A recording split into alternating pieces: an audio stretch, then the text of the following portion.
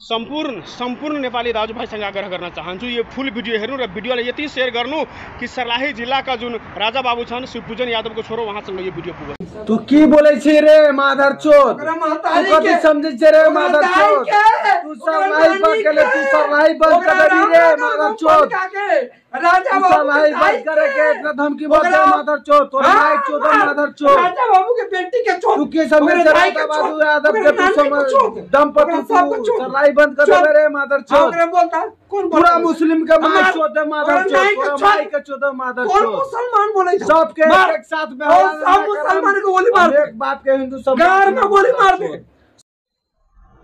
अस्सलाम वालेकुम रहमतुल्लाहि वबरकातुहु। प्रणाम। जय नेपाल। सबैको धर्म र सबैको सम्मान। सम्पूर्ण नेपाली दाजुभाइ, सबै जाति, सबै समुदायका दाजुभाइसँग म प्रश्न गर्न चाहन्छु, यो व्यक्तिले भनेको कुरा कतिको उचित छ? यो त्यही व्यक्तिहरू छन् जुन सर्लाही जिल्ला रामनगर गाउँपालिका वार्ड नम्बर 2 खैरवा र इनरवाबाट फरार भइसकेका छन्। त्यहाँ 5 जना मुस्लिमलाई निर्घात कुटपिट गरी हत्या गर्ने सम्मको प्रयास गरेका छन्। यिनीहरू अहिले गाउँ छोडेर फरार छन्।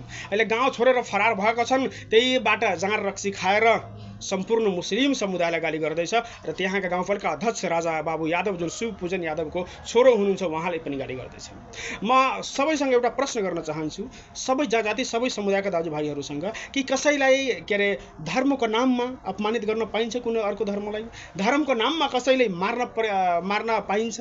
धर्मको नाममा जेपिटी बोल्न पाइन्छ? तुरन्त नेपाल सरकारसँग विनम्र अनुरोध गर्दैछु, नेपाल प्रहरी सर्लाही प्रहरीसँग छिटोभन्दा छिटो यी सबैलाई समातेर कडाभन्दा कडा कानुनी कारबाही होस्।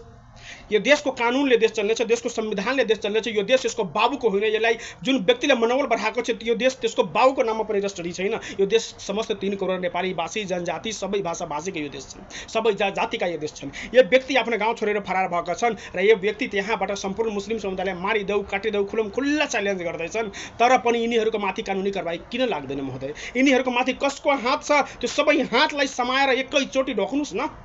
किन? हाम्रो यो देशमा सबैको धर्म सबैको आस्थाले सम्मान गर्नुपर्छ। कुनै व्यक्ति खुल्ला यहाँ जान मार्ने गरी कसैले कुट्ने र फरार भएर पनि उल्टै धाकधम्की दिन पाइन्छ?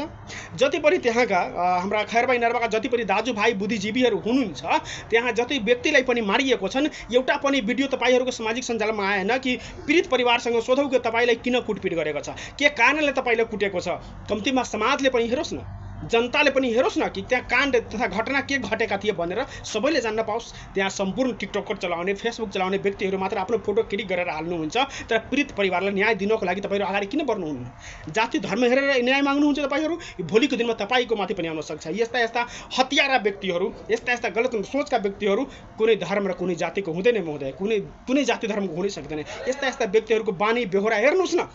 जहाँ रक्सी खाएर जसलाई पनि जेपिटी भनिदिनु हो, जसलाई पनि मारपिट गरिदिनु हो, यिनीहरूलाई कदापि बचाउन प्रयास नगर्नुहोस्। तपाईँहरू पीडित परिवार जुन पनि छन् जसलाई कुटपिट भएको छ त्यसको भिडियो बनाउनुहोस्, त्यसको भिडियो बनाएर सोध्नुहोस् कि तपाईँले किन कुटपिट गर्यो। त्यो समाजका अरू पनि सर्वजीवी बुद्धिजीवी व्यक्तिहरूसँग सोध्नुहोस् कि यसलाई चाहिँ अब के गर्नुपर्ने, पीडित परिवारलाई न्याय कसरी पाउँछ? यो देशमा सामाजिक सद्भाव बिगार्ने खलबलाउने प्रयास तथा कोसिस कसको थियो, किन थियो? समाजले जानोस् न।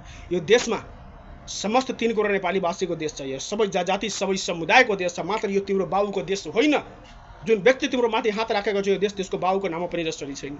हामी सबै समस्त 3 करोड नेपालीवासी सबै जाति सबै भाषाभाषीको देश छ यो। हामी सबै मिलेर गलत व्यक्तिका विरोध गरौँ। हाम्रो समुदायको किन नहोस्, हाम्रो भाइ किन नहोस्, हाम्रो दाइ किन नपरोस्, गलत मानसिकता गलत सोच राख्ने व्यक्तिको विरोध खुलेर गर्नुहोस्। सर्वोपरि हाम्रो देश छ। हाम्रो देश चल्ने हो संविधानले, हाम्रो देश चल्ने हो कानुनले। तिमीले बनाएको कानुन, तिमीले भने अनुसार के हाम्रो देश चल्ने हो? मैले भने अनुसार के मेरो देश चल्ने हो? मैले भनेको कुरा के एउटा लकीर छ कि हामी भनेको छु यही कार्य हुन्छ भनेर? किन? देशमा कानुन छैन, देशमा संविधान छैन। यदि छ भने जति पनि हाम्रा दाजुभाइहरू हुनुहुन्छ सबैजना न्यायको माग गर्नुहोस्। यो व्यक्तिको भिडियो यति भाइरल गर्नु कि नेपालको कुना कुनासम्म पुगोस्। जय नेपाल।